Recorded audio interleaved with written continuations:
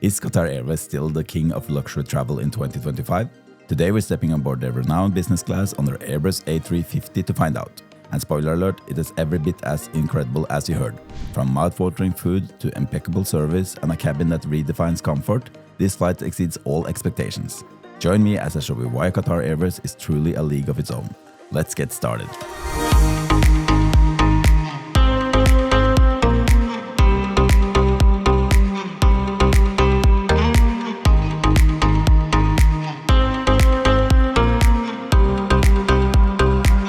Arrived at Oslo airport on a rainy early morning. Welcome back to the channel. Today we're going to do something special. We're going to fly all the way to Australia. So be sure to follow my channel to get all the latest flight reviews.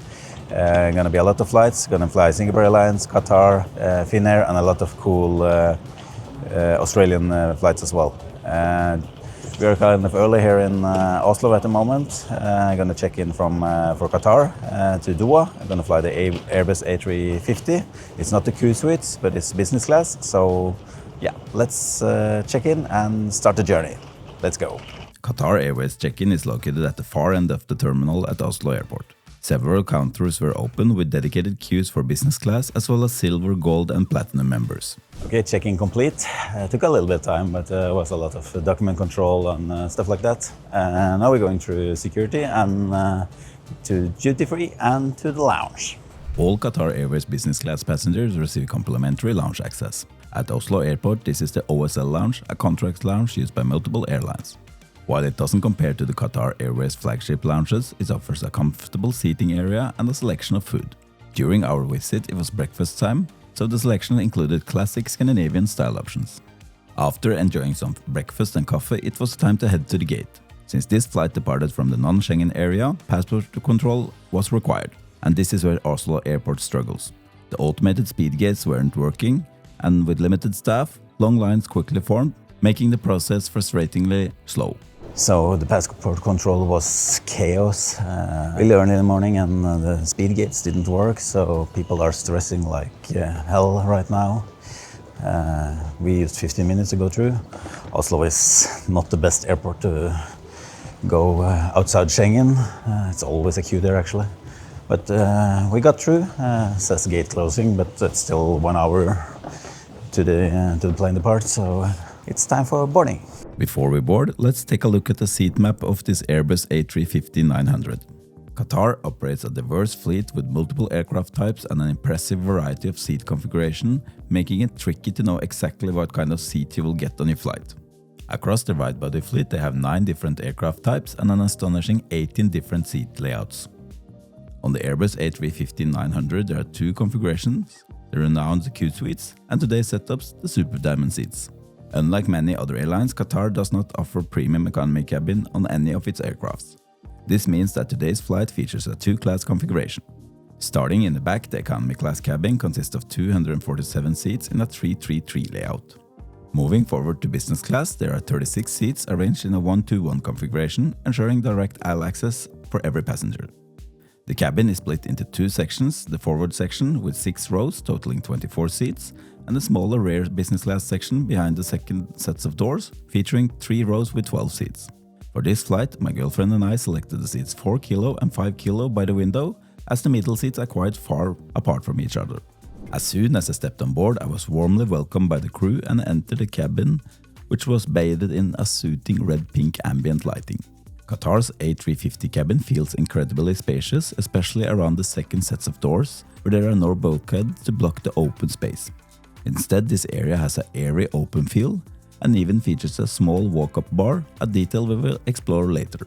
The seats on this aircraft features a customized version of the BE Aerospace Super Diamond in a reverse herringbone layout. The design gives the cabin a sleek, modern aesthetic while maintaining a sense of openness. Waiting at my seat were 2 plush pillows, a soft blanket and an amenity kit, and a refreshing cold hand towel. Before pushback, the crew came by to offer a pre-departure drink, with a choice of champagne, juice or water. I went with the rosé champagne, which always is a fantastic option. Also at the seat were the menus featuring a holiday-inspired theme, a detail we will check out after takeoff. With the doors closed, right on schedule, we quickly began taxiing to the runway, ready for departure.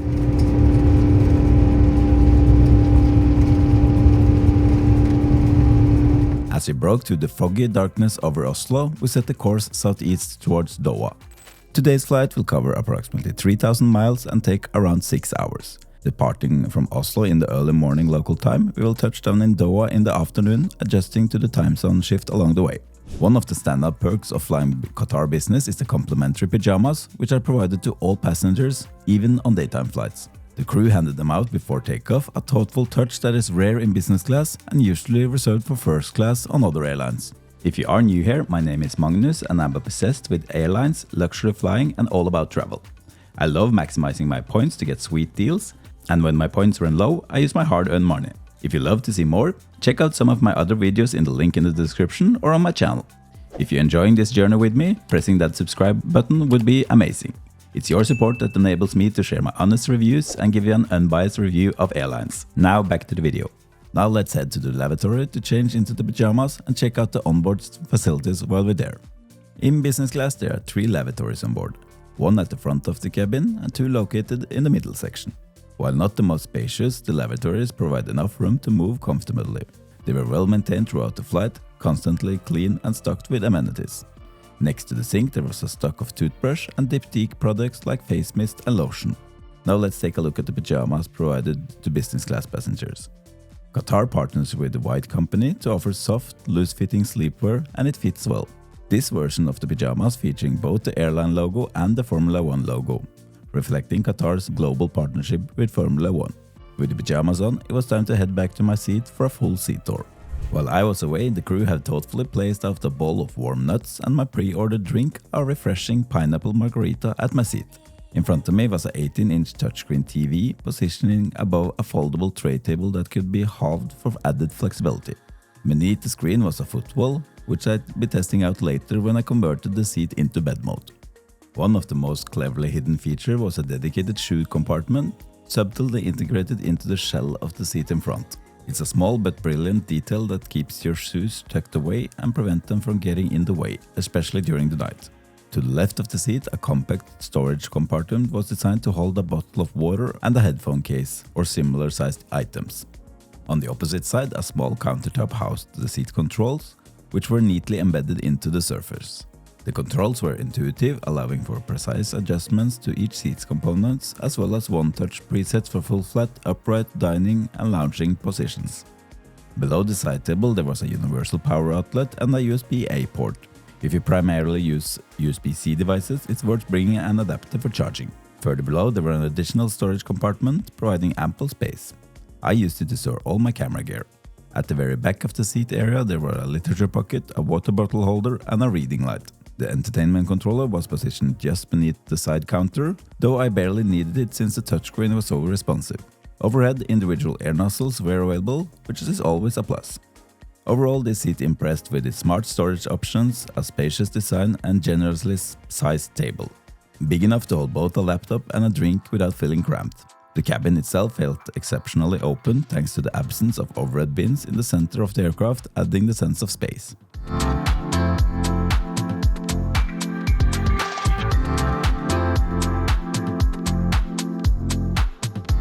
Once we reached cruising altitude, it was time for the meal service. One of the great perks of flying Qatar is the ability to pre-order your meal before departure, which I decided to try for this flight. But before revealing what I ordered, let's take a look at the menu on board. A standout feature of Qatar's dining service is the dine-on-demand concept, allowing you to eat whenever you want as often you like. For this flight, there was a choice between breakfast menu and a full dinner menu. I went with the full dinner experience. The table was set impressively fast and Qatar truly excel at presentation. Between the elegant salt and pepper grinders, a well-stocked bread basket, a candle and a proper glassware, the setup felt more like a fine dining restaurant than an airplane meal. Before the meal began, the crew handed out hot scented towels, a small but thoughtful touch. For starter, I went with the Arabic messe, a classic choice that never disappoints. It features a delicious trio of hummus, tabbouleh and muhammara served with fresh Arabic bread. The flavors were rich and well balanced, a perfect way to begin the meal. This is so good. Oh, the Arabic messe here is really good on Qatar. If you haven't tried it, I highly recommend trying it. It's so much taste and yeah, really good. For the main course, I had pre-ordered the grilled black Angus beef fillet with herb juice, though it turned out to be available on the standard menu as well. The dish was beautifully plated, with the juice served on the side. A small but premium touch was the selection of condiments, mustard, mayonnaise and ketchup, all served in mini glass jars instead of standard plastic package.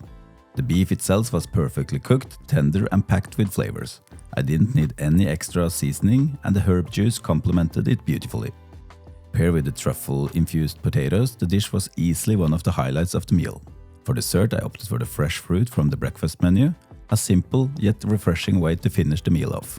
Afterward, the crew swiftly cleared my table, following another round of hot towels and a small chocolate treat to wrap up the dining experience. After a great meal and a quick refresh with a hot towel, I decided to pass the time by watching a movie, Deadpool and Wolverine. This also gave me a perfect opportunity to test out the headphones provided by Qatar. They were decent, offering basic noise cancellation, but nothing particularly special.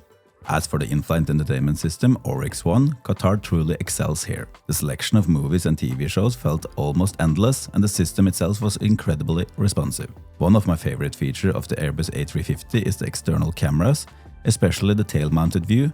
It's always mesmerizing to watch the aircraft from above as we cruise through the skies. When it comes to connectivity, Qatar offers all passengers 1 hour complimentary Wi-Fi, provided they have a Privilege Club account. Unlike some other airlines, business class passengers don't receive additional free Wi-Fi, but the pricing is quite reasonable.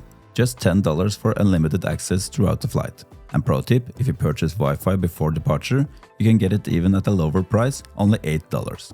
The speed were decent when I tested it, with download speeds reaching 21.4 megabits and upload speeds at 1.79 megabit, making it sufficient for browsing and light streaming.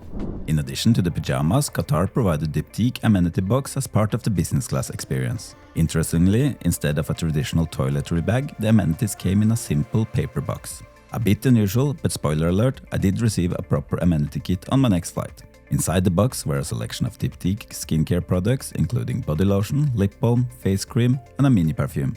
Other essentials included earplugs, socks, and an eye mask, while toothbrushes were available in the lavatory as shown earlier.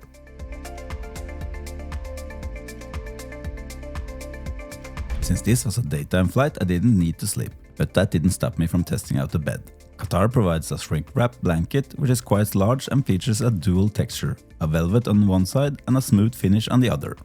Additionally, there are 2 pillows, a standard size one for proper support and a smaller holiday-themed pillow with a festive quote. With just a push of a button, the seats seamlessly transform into a fully flat bed, making it easy to get comfortable for a long-haul rest. So the bed here is kind of comfy. It's really nice between your shoulders, so it's no problem even if you have wide shoulders. The footwell as well has a lot of space, and the bed is kind of comfy actually, so it's a super nice bed. This seat is called the Super Diamond seat. It's not the same as the Q Suite, but it's really nice actually. You don't have that much privacy as the Q Suites, but it's very nice. One thing I always use when I'm traveling is a VPN that shields your digital life from hackers and anyone else that wants to snoop on your data. I have partnered up with Private Internet Access, or PIA, as today's video sponsor. I've been using PIA myself for the last 10 years privately, and I reached out to them to see if they could sponsor me. And if you use my link in the description below, you support me and my continuous work here, and you will also get 83% discount and 4 months completely free. And if you're using PIA, your data is shielded from anyone else, and you can also select any other countries in the world that you want to be in. So if you're streaming Netflix or accessing gay-restricted content, PIA can avoid that. So yeah, check out the link in the description and use my link. I will be really happy. On this flight, only one main meal was served, which was more than enough for me. However, if you get hungry between the meals, there is a small snack area located in the middle of the 2 business class cabins.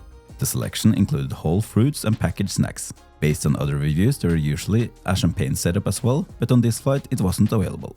I've got something special for you. I'm giving away a Qatar Airways Business Class Pajamas in size large. To enter, all you have to do is to subscribe to my channel and leave a comment on this video. It can be anything from your thoughts on Qatar Airways to where you want to fly next. I'll pick a winner at random and announce it in an upcoming video, so make sure you subscribe and stay tuned. Good luck, and now let's go back to the review. For the rest of the flight, I relaxed with some TV, sipped on my coffee, and enjoyed the stunning views outside. Before I knew it, it was time to change out of the pajamas and back into regular clothes as we begin our descent into Doha. I tracked our approach both through the windows and via the tail camera, watching as we smoothly touched down and taxied to a remote stand. One of the great perks of flying Qatar Airways Business Class is the exclusive business class shuttle bus. Instead of a crowded standard bus, these feature leather seats for a more comfortable ride.